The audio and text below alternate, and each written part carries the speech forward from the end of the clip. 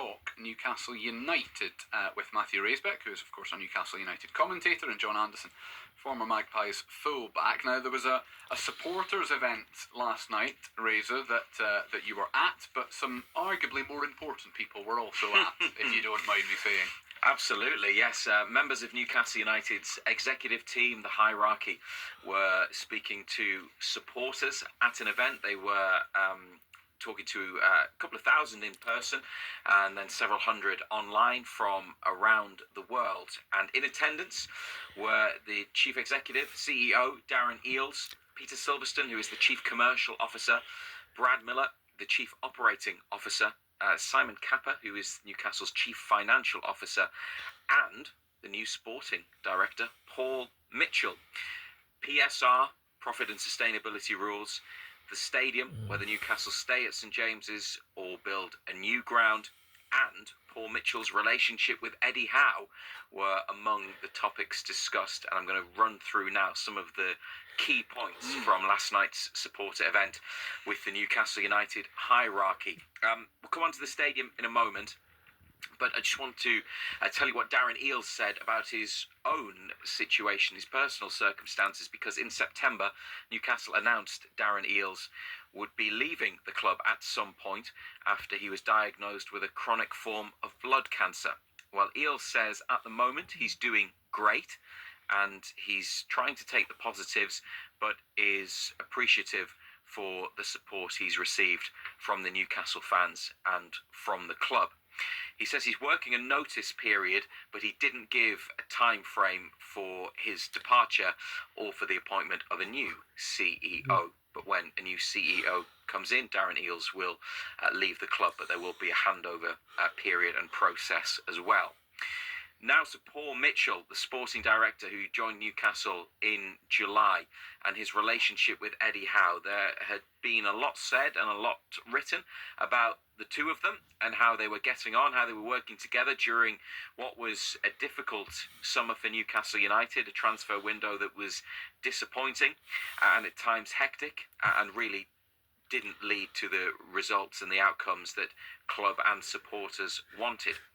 Paul Mitchell joined during that transfer window, but the very public and long-running pursuit of Crystal Palace's Mark Gahey ultimately ended in disappointment, and a lot of criticism and analysis was delivered towards the club, and of their transfer policy. So Paul Mitchell addressed the elephant in the room, his relationship with Eddie Howe following the events of the summer and since.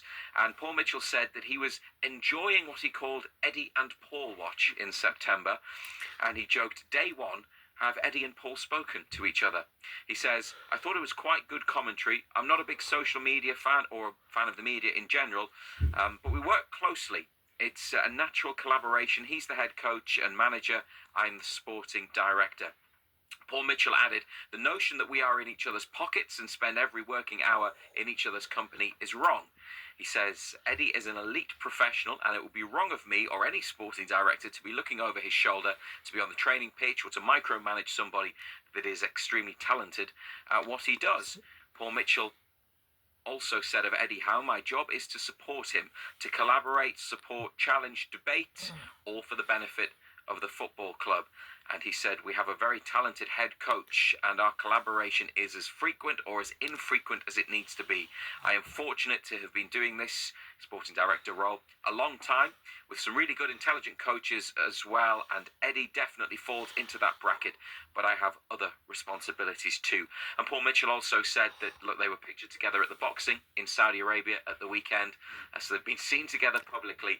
His point that he wanted to get across is that they are working together for the benefit of Newcastle United, and he says the relationship is fine, is good, it is normal, it is what you'd expect between a manager and a sporting director. Just quickly, Andrew, because and also to let Breezer catch his breath as well, because there's a lot going on and still to come. That's all perfectly reasonable, isn't it?